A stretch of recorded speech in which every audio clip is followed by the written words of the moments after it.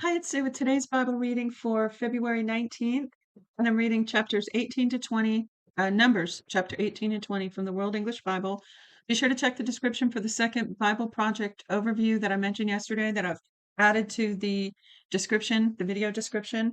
And we are starting the second half of this book. There are 16 days worth of reading in this book of Numbers, and we finished number 8 yesterday. So we're starting with the second half with the 9th video. Let's see what other kind of adventures we can find here. Yesterday was kind of, I don't know the right descriptive word. It was scary, exciting, and dramatic. Leave it at that. Chapter 18, verse 1. Yahweh said to Aaron, "You and your sons and your father's house with you shall bear the iniquity of the sanctuary, and you and your sons with you shall bear the iniquity of your priesthood. Bring your brothers also, the tribe of Levi, the tribe of your father, near with you, that they may be joined to you and minister to you. But you and your sons with you shall be before the tent of the testimony. They shall keep your commands and the duty of the whole tent. Only they shall not come near to the vessels of the sanctuary and to the altar, that they not die, neither they nor you.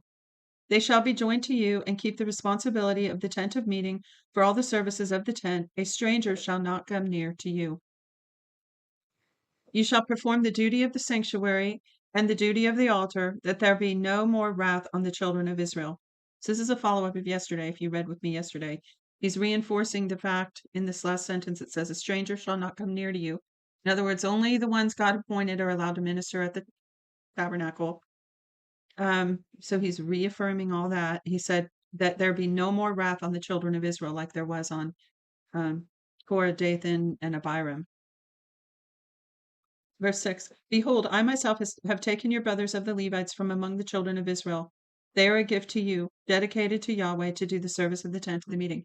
So, again, following up on yesterday, God is reinforcing here, because remember the people said, what makes you so special? I'm paraphrasing. What makes you so special? We're all just as holy as you. Why do you get to be the leader, basically? Why do you get the conch shell? And so God says here, "Behold, I myself have taken your brothers, the Levites, from among the children of Israel." So he's reinforcing it. Look, I did it. It's me, not Moses, not anybody else. It was me. And he's saying, they're a gift to you. So the people were seeing it as a negative, as a bad thing. And God's saying, don't you understand? This whole thing is all about you. It's for you. It's for your protection. It's for your salvation. So he's saying, they are a gift to you, dedicated to Yahweh to do the service of the tent of meeting. You and your sons with you shall keep your priesthood for everything of the altar and for that within the veil. You shall serve. I give you the service of the priesthood as a gift. The stranger who comes near shall be put to death. Yahweh spoke to Aaron, "Behold, I myself have given you the command of my wave offerings, even all the holy things of the children of Israel. I have given them to you by reason of the anointing, and to your sons as a portion forever."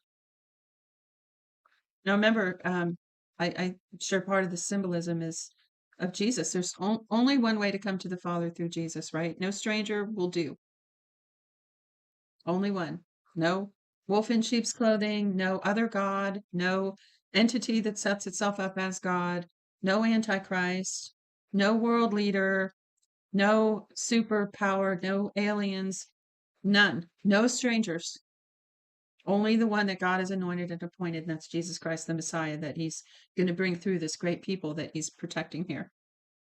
Verse 8, Yahweh spoke to Aaron, behold, that's what I just read, verse 9, this shall be yours of the most holy things from the fire, every offering of theirs, even every meal offering of theirs, and every sin offering of theirs, and every trespass offering of theirs, which they shall render to me, shall be most holy for you and for your sons.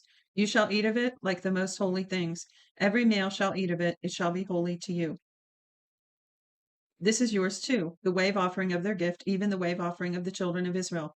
I have given them to you and to your sons and to your daughters with you as a portion forever. Everyone who is clean in your house shall eat of it. I have given to you all the best of the oil, the best of the vintage and of the grain, the first fruits of them which they give to Yahweh. The first ripe fruits of all that is in their land, which they bring to Yahweh, shall be yours. Everyone who is clean in your house shall eat of it. Everything devoted in Israel shall be yours. Everything that opens the womb, all the flesh which they offer to Yahweh, both of man and animal, shall be yours. Nevertheless, you shall surely redeem the firstborn of man, and you shall redeem the firstborn of unclean animals. You shall redeem those who are to be redeemed of them from a month old, according to your estimation, for 5 shekels of money, according to the shekel of the sanctuary, which weighs 20 gerahs, which is a gerah is 0.5 grams or about 7.7 grains. Verse 17, but you shall not redeem the firstborn of a cow or the firstborn of a sheep or the firstborn of a goat. They are holy. You shall sprinkle their blood on the altar and shall burn their fat for an offering made by fire for a pleasant aroma to Yahweh. Their meat shall be yours as a wave offering, breast, and as the right thigh it shall be yours. Now, I was making a joke the other day. I know this is kind of silly, dry humor, but I thought it was funny that the barbecue smell of the burnt offering was a pleasant aroma to Yahweh. That's corny, I know. It says, I'm going to read it again. It says, you shall sprinkle their blood on the altar and shall burn their fat for an offering made by fire for a pleasant aroma to Yahweh. Doesn't everybody love the barbecue smell?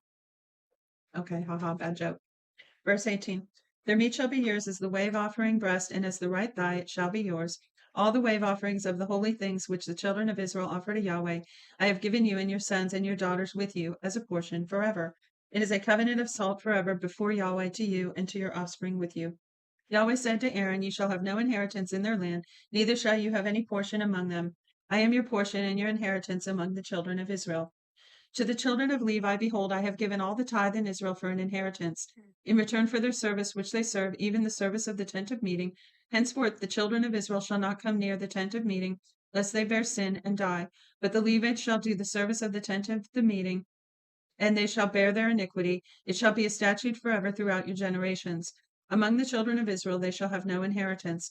For the tithe of the children of Israel, which they offer as a wave offering to Yahweh, I have given to the Levites for an inheritance. Therefore I have said to them, among the children of Israel they shall have no inheritance.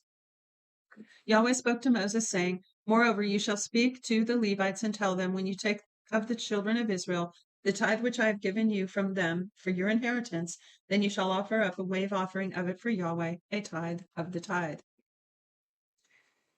Your wave offering shall be credited to you as though it were the grain of the threshing floor and as the fullness of the winepress.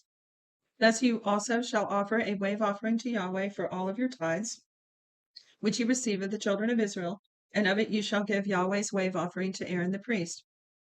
Out of all your gifts you shall offer every wave offering to Yahweh for all of its best parts, even the holy part of it. Therefore you shall tell them, when you heave its best from it, then it shall be credited to the Levites as the increase of the threshing floor and as the increase of the winepress. You may eat it anywhere, you and your households, for it is your reward in return for your service in the tent of meeting. You shall bear no sin by reason of it when you have heaved from it its best. You shall not profane the holy things of the children of Israel, that you not die. Yahweh spoke to Moses and to Aaron, saying, this is the statute of the law which Yahweh has commanded. Tell the children of Israel to bring you a red heifer without spot, in which is no defect, and which was never yoked. You shall give her to Eleazar the priest, and he shall bring her outside the camp, and one shall kill her before his face. Eleazar the priest shall take some of her blood with his finger and sprinkle her blood toward the front of the tent of meeting 7 times. One shall burn the heifer in his sight, her skin and her meat and her blood with her dung shall he burn. The priest shall take cedar wood, hyssop, and scarlet, and cast it in the middle of the burning of the heifer.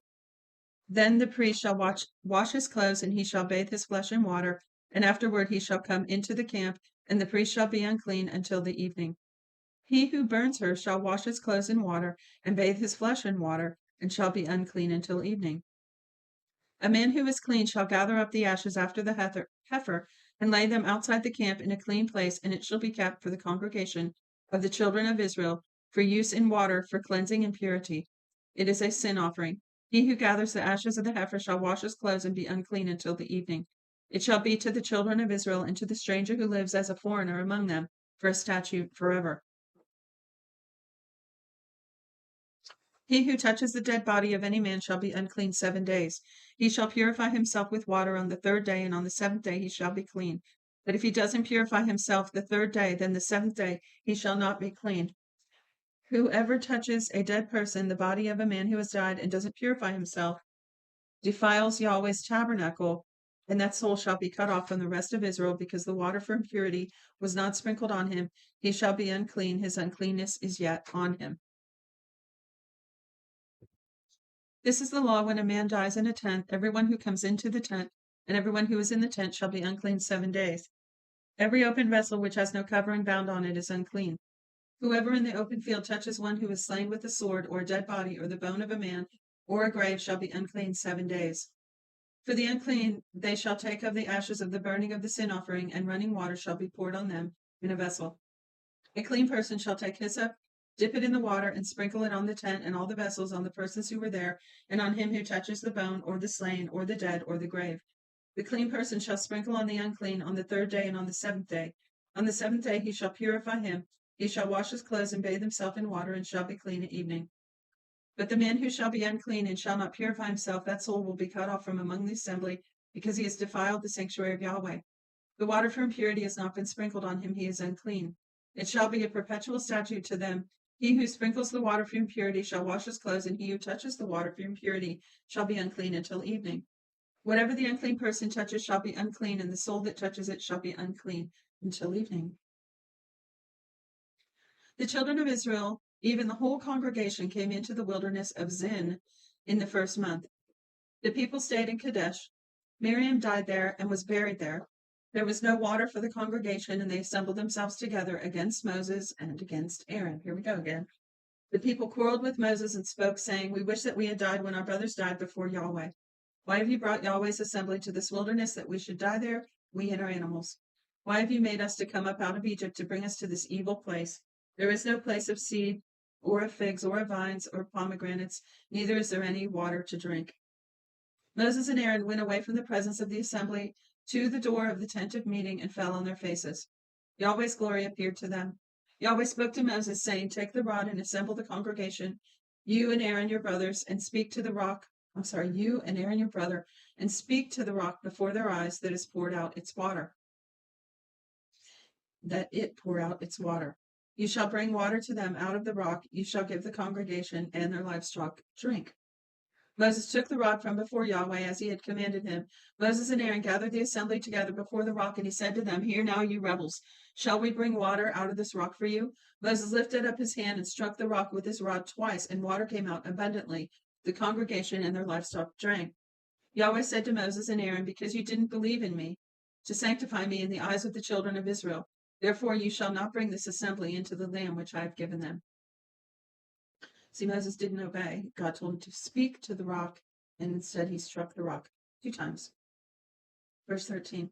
These are the waters of Meribah, because the children of Israel strove with Yahweh, and he was sanctified in them. Moses sent messengers from Kadesh to the king of Edom, saying, "Your brother Israel says, you know all the travail that has happened to us, how our fathers went down into Egypt, and we lived in Egypt a long time. The Egyptians mistreated us and our fathers. When we cried to Yahweh, he heard our voice and sent an angel and brought us out of Egypt. Behold, we are in Kadesh, a city in the edge of your border. Please let us pass through your land. We will not pass through field or through vineyard, neither will we drink from the water of the wells. We will go along the king's highway. We will not turn away to the right or the left until we have passed your border." Edom said to him, "You shall not pass through me, lest I come out with the sword against you." The children of Israel said to him, "We will go up by the highway, and if we drink your water, I and my livestock, then I will give its price. Only let me, without doing anything else, pass through on my feet." He said, "You shall not pass through." Edom came out against him with many people and with a strong hand. Now, Edom has a history throughout the Bible, so pick this up as one of your puzzle pieces. Put it together with your other Edom puzzle pieces up there on the edge of your table corner, so that you can put all those little pieces together one day when you count them all. So Edom, I won't go into all that. Just leave that in the corner of your mind there. And this is one instance when Edom came against Israel, and it's one of several. So it says, "Thus Edom refused to give Israel passage through his border, so Israel turned away from him. They traveled from Kadesh, and the children of Israel, even the whole congregation, came to Mount Hor. Yahweh spoke to Moses and Aaron in Mount Hor by the border of the land of Edom, saying, Aaron shall be gathered to his people, for he shall not enter into the land which I have given you, which I have given to the children of Israel, because you rebelled against my word at the waters of Meribah. Take Aaron and Eleazar his son, and bring them up to Mount Hor. Strip Aaron of his garments, and put them on Eleazar his son. Aaron shall be gathered, and shall die there. How'd you like that? An appointment for death, and to pass on your legacy. I'm so glad God doesn't tell us the exact moment of our death. But here it seems that he did with Aaron. So verse 27, Moses did as Yahweh commanded. They went up onto Mount Hor in the sight of all the congregation. Moses stripped Aaron of his garments and put them on Eleazar his son. Aaron died there at the top of the mountain, and Moses and Eleazar came down from the mountain. When all the congregation saw that Aaron was dead, they wept for Aaron 30 days, even all the house of Israel. So there's the part in the Bible with the death of Aaron, and we just kind of skimmed right over it. But the beginning of this chapter was when their sister Miriam died. She only got, I think, just that one sentence in the Bible about her death at the beginning of chapter 20. And here at the end of chapter 20, we have the death of Aaron. So they both died in the same chapter in the book of Numbers. All right, then. Thanks for joining me today, and I will see you tomorrow. Till then.